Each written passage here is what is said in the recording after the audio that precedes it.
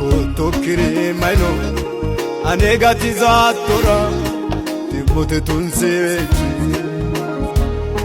ole degeno ate danerane ya yudo Kotokiri maino anegati zatora tibote tunsechi ole degeno ate danerane ya yudo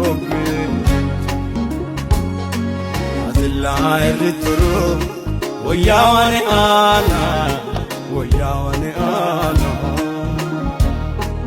atilla moitro woyane ana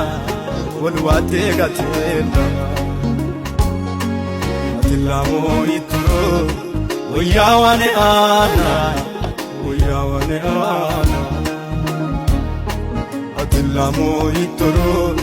woyane ana wolwalu gatenda